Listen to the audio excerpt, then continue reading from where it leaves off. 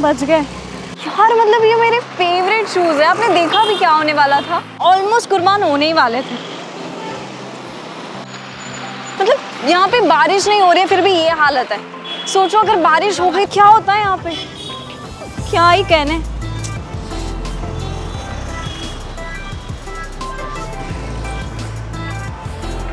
हाँ, तो मैं बात कर रही थी शहर के साफ होने के बारे में। अभी जो वाटर लॉगिंग भी वहां पर हुआ था वो क्यों हुआ था? क्योंकि उसके आगे जो ड्रेन था वो पूरा का पूरा प्लास्टिक से चोक था। अब पानी जाए तो जाए कहाँ? हर जगह जहाँ पर नजर जाती है वहां सिर्फ प्लास्टिक ही प्लास्टिक नजर आता है। समझ रहे हैं आप मेरी बात? दोस्तों, ये प्लास्टिक का मुद्दा बहुत इंपॉर्टेंट है और अब समय आ चुका है कि हम इसके बारे में सीरियसली सोचें, क्योंकि ये हमारी सोशल और पर्सनल रिस्पॉन्सिबिलिटीज दोनों हैं। समझ रहे हो?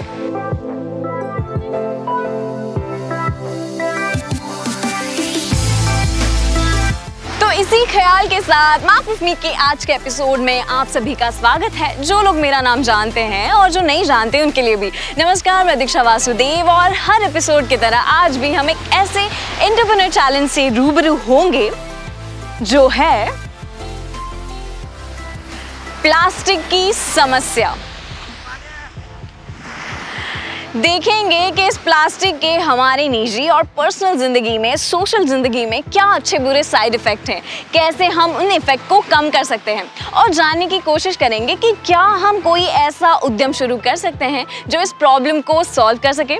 तो चलिए आज के इस एपिसोड को शुरू करते हैं। आज की हमारी थीम है हर जगह प्लास्टिक ही प्लास्टिक। लेकिन द पॉइंट इज, प्रॉब्लम ये है कि हम इसके सॉल्यूशन को ढूंढेंगे कैसे। एक मिनट, इससे पहले कि आप आगे देखना शुरू कर दें, मैं आपको बता दूं कि हर एपिसोड के एंड में होता है एक छोटा सा क्विज जिसका जवाब देने पर आप जीत सकते हैं ढेरों exciting prices. Ready? Come on.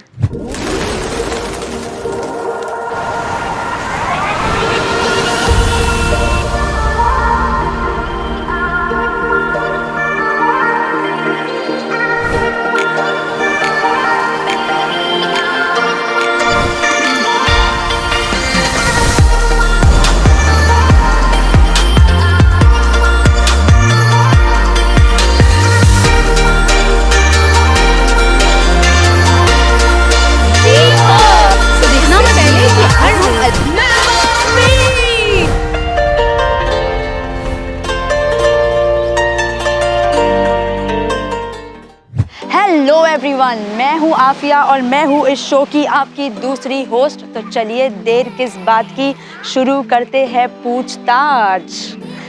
सबसे पहले मैं आपसे लेकिन ये पूछना चाहूँगी कि प्लास्टिक की समस्या को लेकर आपका क्या कहना है? पहला सवाल आपसे ये है कि आप दिन भर में कितना प्लास्टिक यूज़ करती हैं? दिन भर में बेसिकली जो प्लास्टिक होता है वो हमारा मिल्क टेट्रा पैक होता है, वो होता है, या if I go to some coffee shop और समथिंग, आई टेक शेक्स और something, so that is there, that plastic only. Okay, उसे इस्तेमाल करके आप कहाँ फेंकती हैं? In the dustbin bag, definitely sure. Right. You know, we all know that plastic is non-biodegradable. तो आपको इसके damages के बारे में पता है? हाँ, उसके damages के बारे में भी पता है, that it takes years to get decomposed, and whenever you throw, if someone eats, like animals, they don't know, they are not literate, they cannot talk. If they eat, so that even goes into their body, and that doesn't get digested, and that causes cancer and everything. That also, you know. Environmental health को बहुत ही affect करता है plastic का use करना।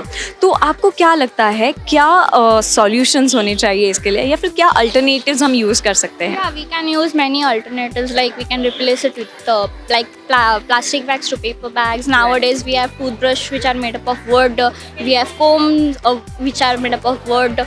We have that use and throw plates which are also made up of from plant leaves. So yeah, we can replace plastic. Even cloth bag में अगर पानी गिरा तो वो पूरा soak कर लेता है, that becomes heavy.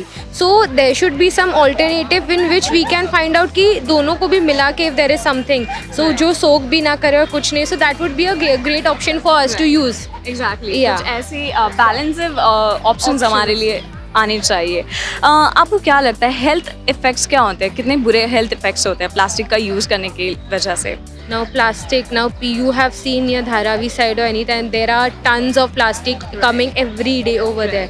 So over there, like people burn plastic over there, and that plastic burning is really very bad because that smell, that thing is really very bad for your health, for your lungs, which causes asthma problems, which causes many problems, and in further run we can get cancer or something that is also there. वही जो air pollution होता है उससे ज़्यादा से ज़्यादा respiratory problems हो जाते हैं, जिसकी वजह से हेल्थ रिलेटेड प्रॉब्लम्स लोगों को झेलने पड़ते हैं. ज़्यादा प्रॉब्लम्स वाटर बॉडीज़ को ही फेस करने पड़ते हैं बिकॉज प्लास्टिक वही जाता है. You know, it's a kind of a tricky question that अगर मैं आपको साल भर के लिए प्लास्टिक फ्री में दे दूँ तो क्या आप उसे लेंगे? No, sorry. Thank you. I would never take that much amount of plastic. My house, my people will throw me outside. No. नहीं, not a good option. Yes, not totally not a good option.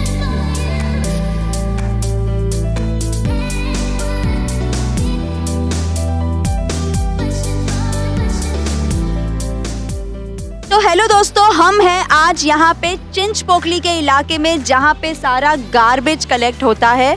तो हमारे साथ है BMC के supervisor, तो चलिए उनसे बात करते हैं. तो मैम, क्या मैं आपका नाम जान सकती हूँ? सोनल वाघेला.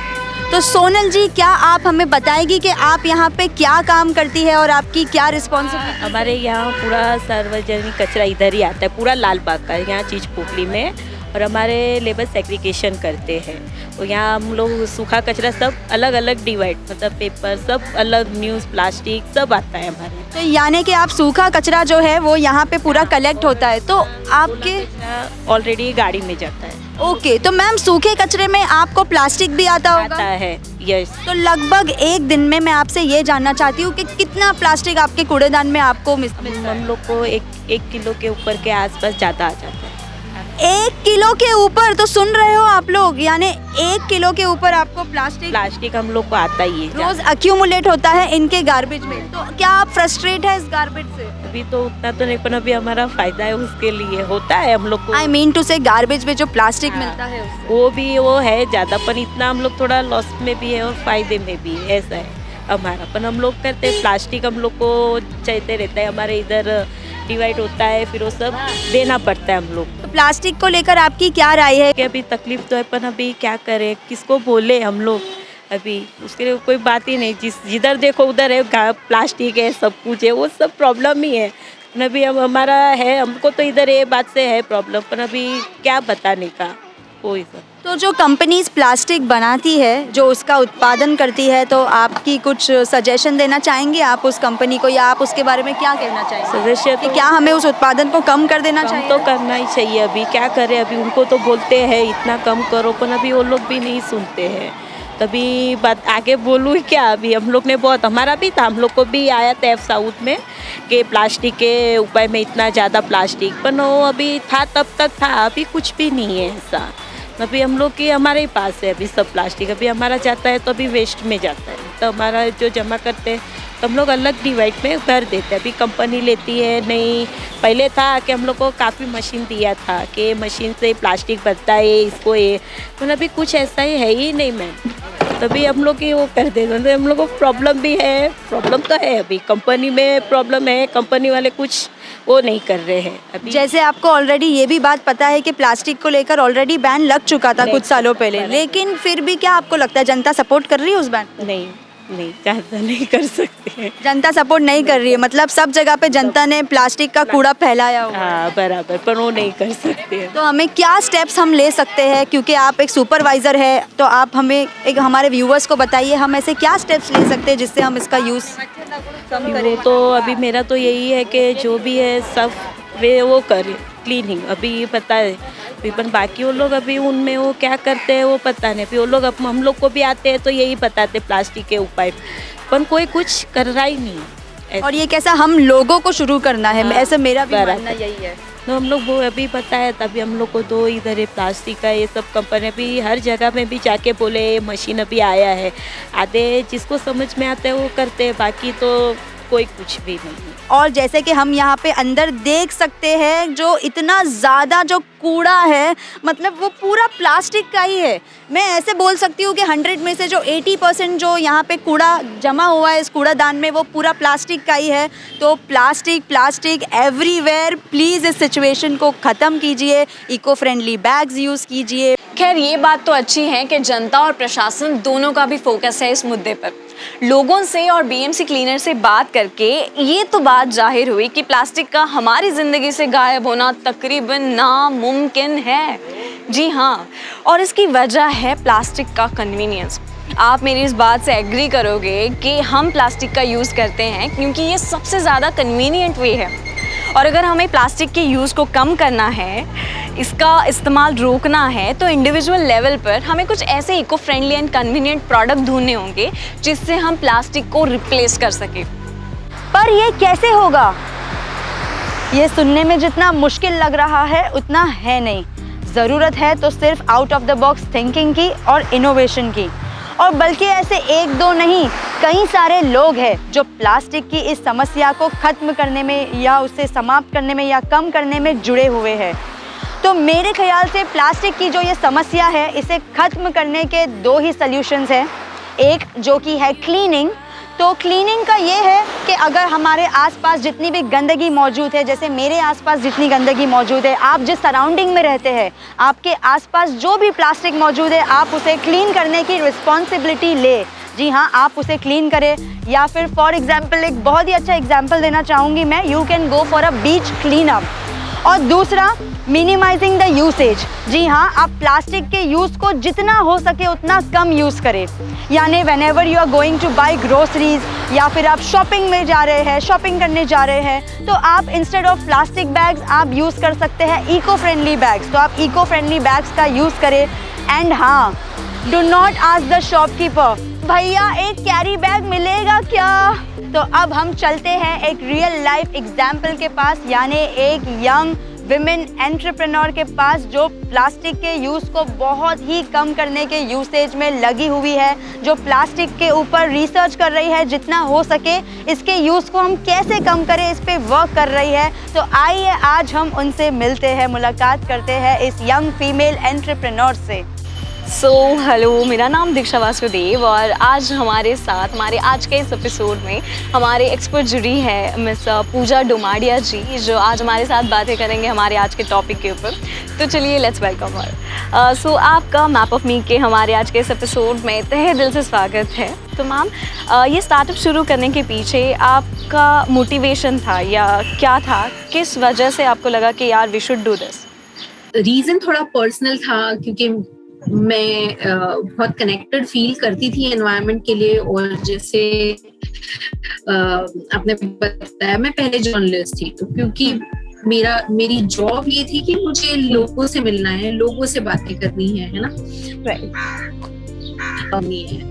तो उस वजह से मैं बहुत ही बढ़िया लोगों से मिली जो बहुत बढ़िया काम कर रहे थे। तो हमेशा ये होता था कि उनका काम बहुत इंस्पायर करता था, बट वो ट्रांसलेट नहीं होता था एक्शन में।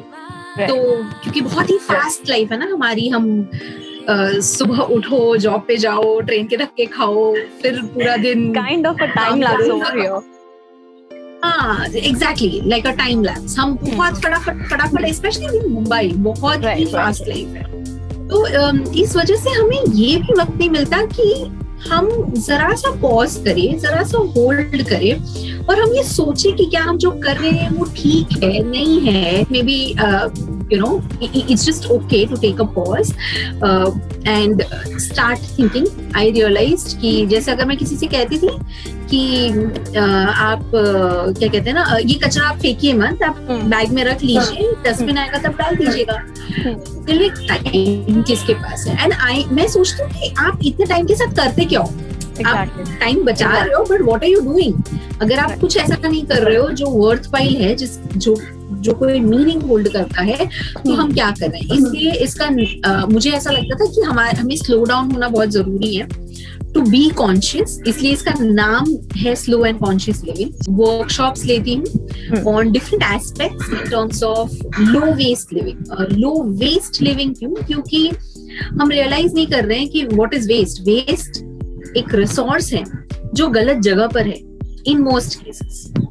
जैसे अगर मैं ये कहूँ ये टॉप अभी मुझे फिट नहीं आ रहा है पर शायद आपको फिट आ सकता है, तो क्या ये वेस्ट है? शायद ये मेरे लिए वेस्ट है क्योंकि मुझे फिट नहीं आ रहा, बट आपके लिए वो रिसोर्स हो सकता है ना. राइट. तो इट्स इन मोस्ट केसेस, और स्पेशली हम जिस दौर में रह रहे हैं, कंज्यूमरिज्म के दौर में, जहाँ एवरीथिंग हम ऐसे ऐसे खरीदते हैं ना, जरूरत के बिना खरीदते हैं. जस्ट बिकॉज आज मूड ठीक करना है तो थोड़ा शॉपिंग कर लेते हैं एक्चुअली. पर हम रियलाइज इम्पैक्ट क्या है. तो मैं वर्कशॉप्स लेती हूँ on low waste lifestyle, on sustainable menstruation, क्योंकि हम मेंस्ट्रुएशन के बारे में भी हम, एक तो मेंस्ट्रुएशन इन इटसेल्फ एक टैबू टॉपिक है, इस पे ज्यादा बात नहीं होती है.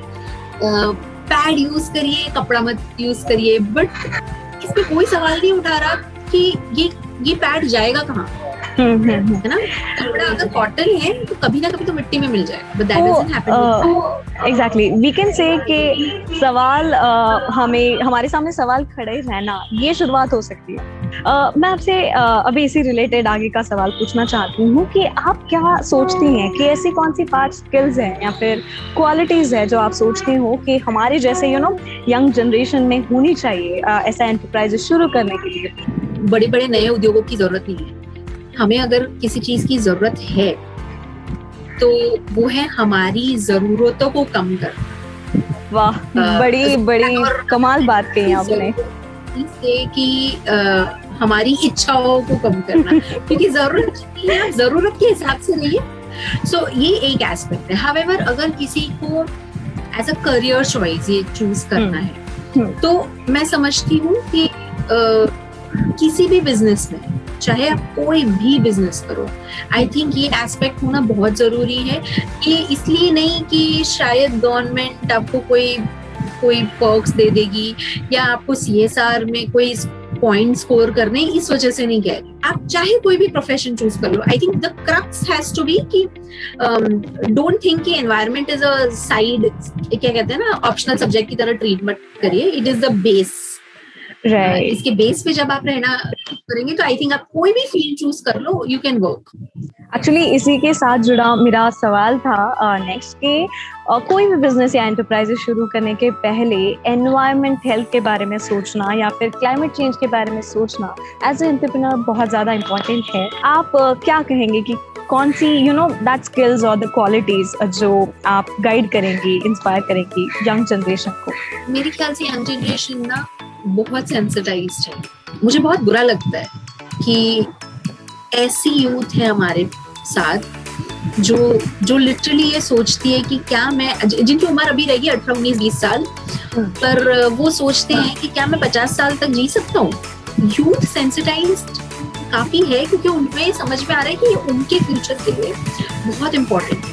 क्योंकि अगर हमने अभी ध्यान नहीं दिया ना तो ये उनको बहुत ही झेलने पड़ सकते हैं इसके आफ्टर इफेक्ट्स.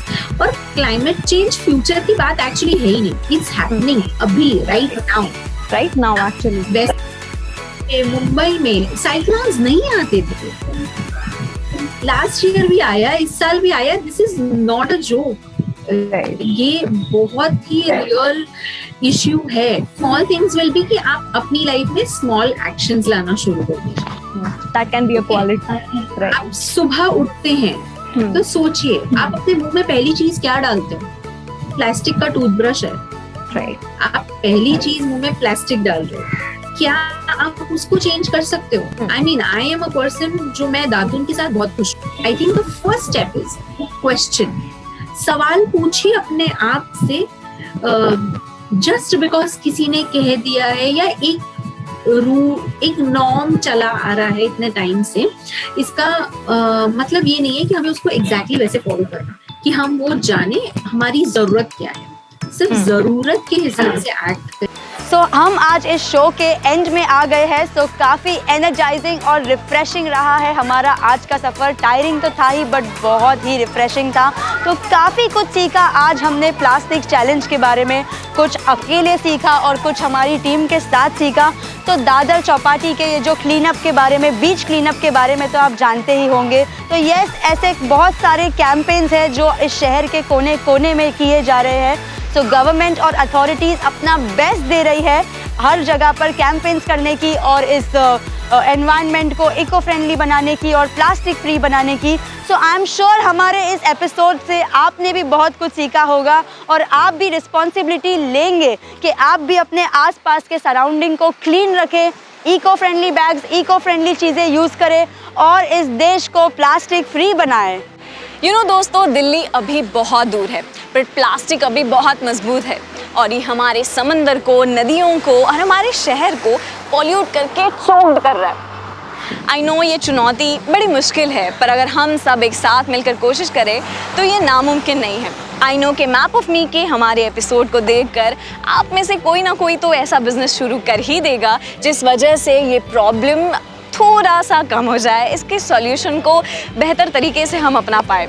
तो बस खुद और औरों को भी इंस्पायर करते रहिए और देखते रहिए मैप ऑफ मी।